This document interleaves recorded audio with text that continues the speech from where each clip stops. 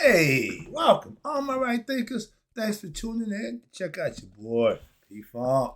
Thinking right out here. I'm still in the book doing what I do for you. I got a nice little lesson for you today. We're going to break down what is right thinking philosophy, aka yoga of wisdom. That's the style that I mastered. I just put it in right thinking philosophy, but it's a concept that you can master. Let's talk about that one. I'm going to give you some good information about yoga of wisdom. Let's go. Rightism. 25 will live by. Storytelling, story with a message. There's a message in my story for life. I give you life lessons. You tune into receiving them. I appreciate you. We got a good thing going. Let's do what we do. Right thinking, mission, and I'm on it, is to enlighten, inspire, educate, and motivate you, the individual, to a higher spiritual level of enlightenment. Right thinking way of life through mental and spiritual discipline. Practice daily will help and guide you to obtain your goal of reaching spiritual enlightenment, aka know thyself. My mission that all right thinkers know thyself. If you're a right thinker, your goal is to know thyself. See where I'm going with this? Let's get that together. So I ask the question: do you know you? You will when I'm through. That's what I do. It's rhetorical, but if you know how to answer for yourself, tune in. I got you. A person who knows not and knows not that they know not is foolish. Disregard them. A person who knows not and knows that they know not is simple, but you can teach them. That's why I do what I do for you. Appreciate you too. Stay tuned. I got more for you. A person who knows not and believe and think that they know is dangerous. Avoid them. I do. A person who knows and knows not that they know is spiritually asleep. I can awaken them. I'm the spiritual alarm clock here to wake you up with knowledge of self. That's what I do for you. A person who knows and knows that they know is wise. Follow them. All these persons reside in you. Right thinkers, know thyself and to my God be true. Right thinkers, what is right thinking, aka yoga of wisdom? I got one page of information that hopefully I can answer that question for you when we through. Let's go. Lesson begins now. First of all, the word yoga is a Sanskrit term which has been assimilated into the English language. That means to unite. Yoga means to unite one's your individual consciousness with the universal consciousness, aka God. Your mind got to become part of God's mind. That's the goal of yoga, to get you to commune one on one with your God, of your understanding, something of your choice, again. But the ancient Egyptians' equivalent word to yoga was Sema, or SMA, SMA. Okay? There are four major disciplines, okay, that you can practice of yoga or Sema. I broke them down for you earlier. I gave them to you a minute ago. What were they? Sema Tawi of wisdom, Sema Tawi right action, Sema Tawi of divine love, and Sema Tawi of meditation. Those are all lessons I broke for you and broke down for you individually. All right, we passed that. Let's do this. So now we're here. This book, Mystery of Isis, is dedicated to the study of yoga of wisdom. We're going to give you information that you can use and practice and obtain wisdom for yourself through your own experience. And we will explore the most ancient teachings of yoga, which relate to the development of wisdom that leads one to spiritual enlightenment. That's the goal. Thus, we must begin where? In ancient Egypt. Why? Because that time and place is when and where the evidence first was found. That's where it emerged. In the present human history of the practice of wisdom as a discipline, again, study, learn, profess, master, for developing your intellectual stability for what? The purpose of enlightening one's mind to become conscious of who they are. Well, I ain't getting crazy. I ain't wilding out. This is cool. I like this. But my point is, I'm trying to give you information that you can use. It's been passed down for generations. It's also been hidden and held away. Now that we're in the information age, we can let it go. I'm getting it out there the best I can. Okay. Enlightenment is a word, is a term. It means to know something, to find something out. If I cut that light out, we'd be in the dark. I cut it on, I just enlighten what? You to the room that's around you where you can see everything and know what's around you. That's enlightenment. Spiritual enlightenment. God is spirit. We want to be enlightened to the spirit that's within us, aka know thyself. Yeah, that was a mouthful. But the term is to get you to understand, wake up, spiritually awake. Again, it's listen, enlightenment is the term used to describe the highest level of spiritual awakening. It means attaining such a level of spiritual awareness, aka knowing thyself, that one discovers the underlying unity of the entire universe, as well as the fact that the source of all creation is the same source from which the innermost self, you, within every human heart arises. God dwells in everyone. Everyone has the right to what? Free will. They have a mind. He gave you that to use. If God gives you a gift and you don't use it, He will take it away. Simple as that. If you don't use it, you lose it. Why? Obviously, you don't need it. I gave it to you to use. And it is a state of ecstasy. And we all like to feel that euphoria, that state of pleasure release and orgasm, all that good stuff, that physical pleasure to the body. And that's fine. Ain't nothing wrong with that. In context, again, with my in balance. Whatever it is, just keep the balance. If you're freaky, if you okay, but keep that up and keep that between you and whoever you're doing it with. Everybody got to know you're freak. Come on, man. Stop that bringing social media. I done got y'all living y'all life on it. I live my life by telling you about how to live right. That's as far as I'm going with y'all. No, no, no. So I'm fully aware of that concept. But that social media thing, it got y'all investing in nothing. Putting people in your business, putting people in your bedroom, putting people in your relationship. Don't do nothing for none of those things. Good conversation, good talk. That's what you want to be. Okay. I don't do this to have people wild out. No, people learn who they are. They better people. That's my intent. So I know why I'm here doing what I do. I understand this very well. This is my platform, aka my classroom where I can teach. That's all I want to do. So I'm happy doing just that. Oh, you should go here. You should do that. You should.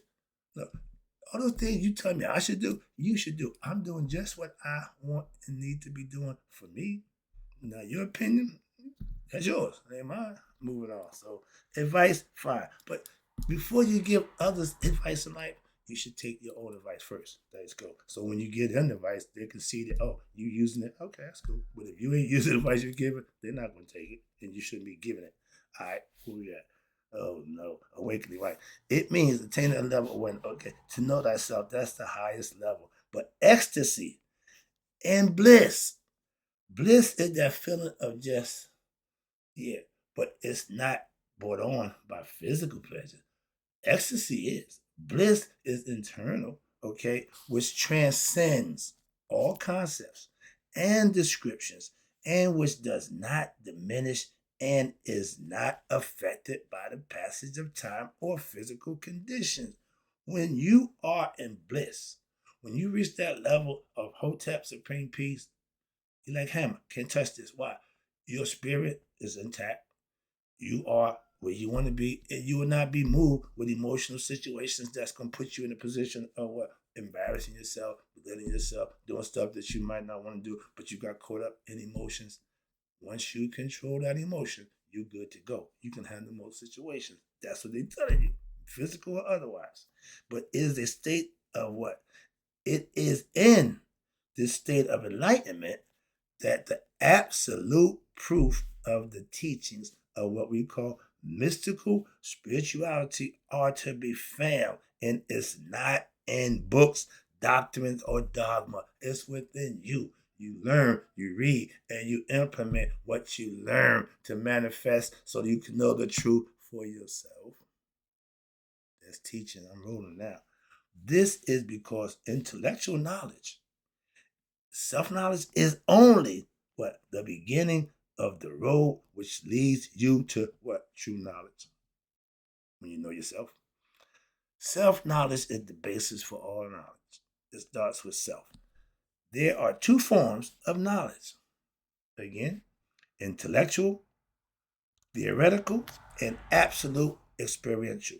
Now, intellectual is all thought, all conceptualized. You can think, you got concept, theology, religion. That's all theological. That's all intellectual, which is fine. You need that to get to God. But then you have the absolute, the experience. That's the mystical experience that every religion is trying to get you to have for yourself. If you got 10 billion people, all of them ain't going to get it. It's simple as that. All of them know, all of them ain't going to pass. You got a class.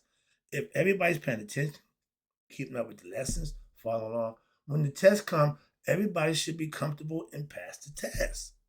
Life is the same way. You learn, you practice, you implement. When it's time to do, you're able to do. You're able to perform. If you're not practicing, you can't perform. Practice is ready, getting you ready to what? Perform. You don't see the hours I put in reading. You don't see the hours I do studying. You don't see none of that. All you do is see me giving it to you, and that's all you need to see. Okay? But if I'm doing it the right way, it get done, and you'll get the benefit of what? Learning. That's my goal. So perfect timing, segue. The teachings of right thinking philosophy and the advanced stages of some religions can what lead a person to experience the truth about the transcendental, immortal, and internal nature of one's soul and the existence of God. That's a mouthful. If you're living right, and a lot of people are, you're rewarded. You know that for your own personal thing. God takes care of those. Those are the chosen ones. Why? God blesses those who do good deeds. He ain't just walk around, I'm bless you. He ain't Oprah, you get a car, you get a blessing. No. He recognized the good deeds in all his creatures, and he blesses them for that. And guess what? That eye don't just see the good, it sees the bad. That's the whole point. If you understand that, integrity is what? Doing the right thing when nobody's looking except you. Do you like the way you look by yourself? Do you like the person you are by yourself? A lot of us do some stuff that we ain't too proud of by ourselves. That's personal, it got to do with me, but that's all about you. If you're doing something that you ain't proud of, why are you doing? Oh, it feels good.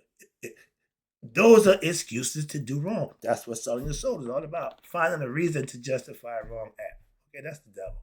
And that's you. Every time you go against what you know is right, it's all symbolical, metaphorical, but it manifests in every individual who put themselves in that position. It don't change. Okay, understand that. This is what differentiates what right thinking philosophy from intellectual philosophies and debates. I don't debate as a teacher. I have no need for that. We can have an intellectual conversation. We might have a difference in opinions in philosophy, but I don't debate. Moving on. Master or otherwise. I like that one. But you have cults or religious dogma that people fight over because how they feel. Because they like what they read, they engulf themselves in it, and that's fine, but you ain't got to pour on nobody, just involve yourself in it. That's fine. And if it's good, what? They'll follow it. If you want to lead, start leading. Who follow you? That depends on how good you're a leader. Moving on. But in right thing philosophy, we call it yoga, there is no exaltation to believe what in anything. I don't believe in anything other than what you can prove through your own experience.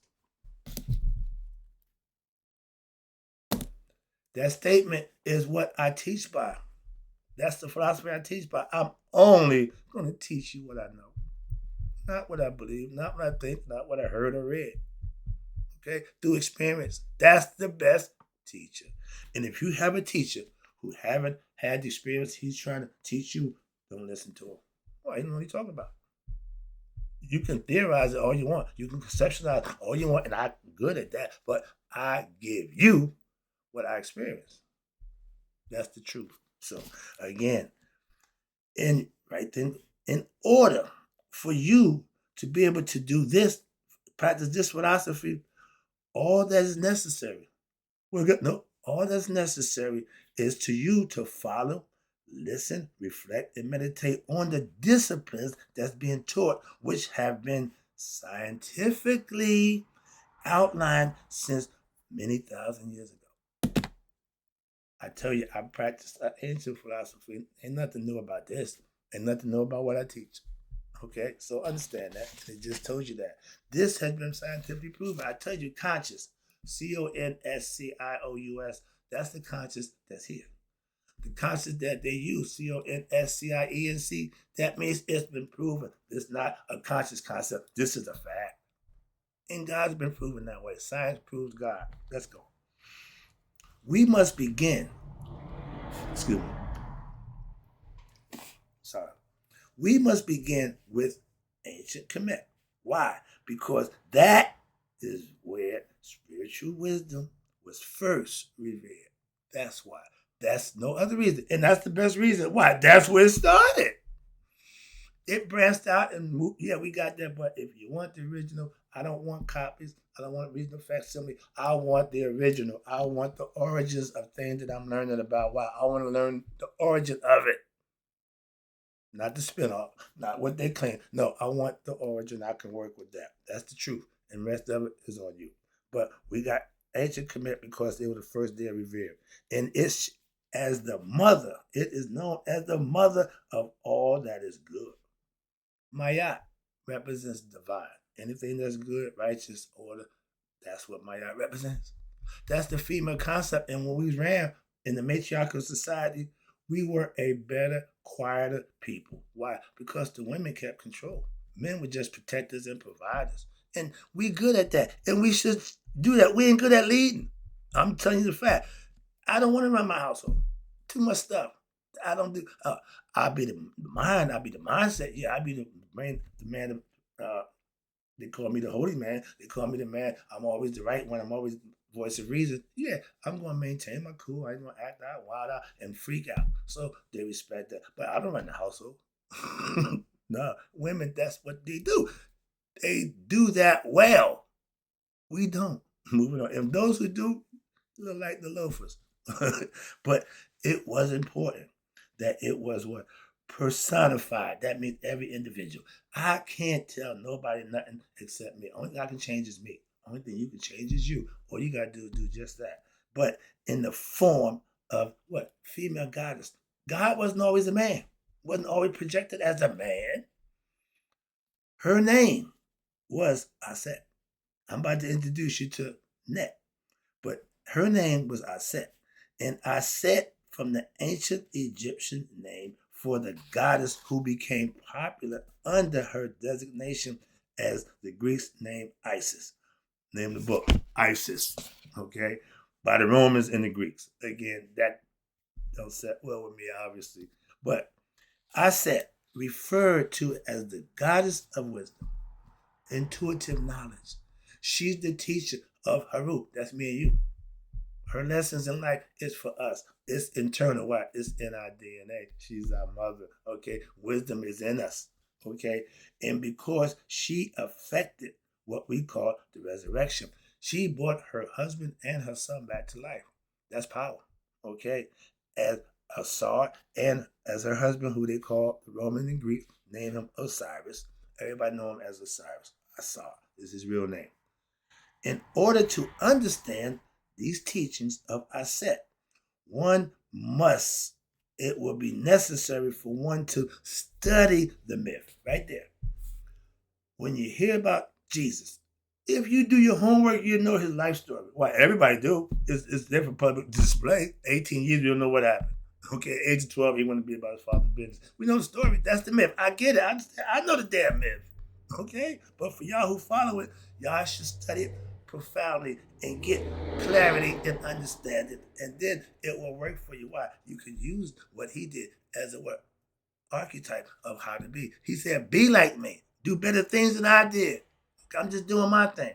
But the myth of the goddess Aset, when you study her, that's a good story. good read, and good information. But then we will now study the teachings of her temple in order to gain real insight into what her attributes and the manner in which she imparts her grace in the form of intuitional realization of your inner self, aka God self.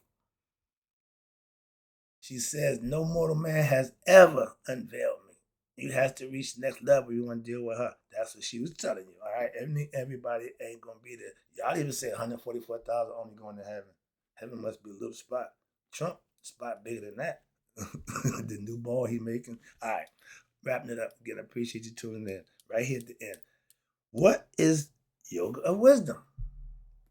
We just went through a whole page of it, but let me break it down again. Remember, you tell them what you're going to tell them, you tell them, and then you tell them what you told them. That's the art of teaching. Learned that back in UPS days. But what is the yoga of wisdom or right thinking philosophy?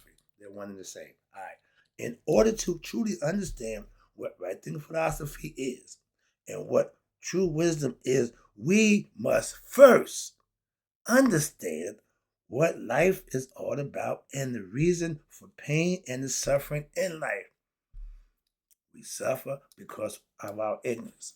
We have desires that's not fulfilled, so we suffer when they're not fulfilled. So if you learn how to what? Not desire, you can stop the suffering. Okay, that lesson too. All right, I got that from the Zen master. All right, where we at? So most people believe right there. If you one of the people who living in belief that life is an opportunity to amass what?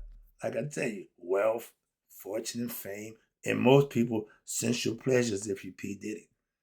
It's something about just getting I guess just that's what kept them guys going. They taking drugs, they hyped up for hours and hours and hours. Come on, man. Okay, but that's what that's about. That's what they've been doing orgies. Greeks was the master of the orgies, and the Romans, they love to just get drunk and have sex all night and day until they just fall out. That ain't new, but that ain't a black thing. We don't do that.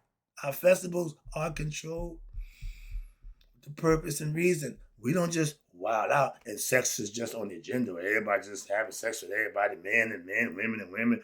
We don't do that. That's beastly.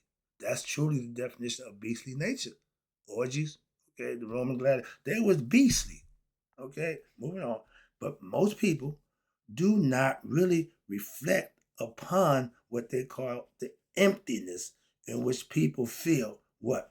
When they seem to attain all those desires that they claim they wanted to have. Once you do it, it wasn't all that. Oh, how was it?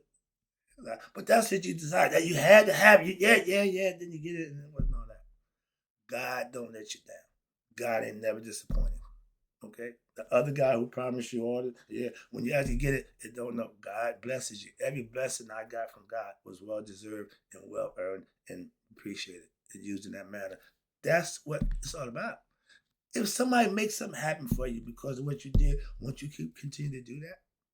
Righteous living does that. Okay, right thinkers? But when you attain all those things that you desire or reach the ultimate destiny, and then all of a sudden death, which is always what? Lurking like a shadow over all human beings who live in what? Fear. Regardless of where they may be or what they may have attained in life, at death, all bets is off. Why? That means nothing. We're going to check out what kind of person you was. That's why the righteous living is so important.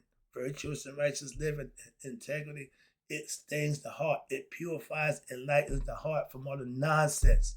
That's why, okay? Wisdom, from the spiritual point of view, may be defined. Pay attention, this is it, we closed it out. May be defined as the acquisition of what? Self-knowledge.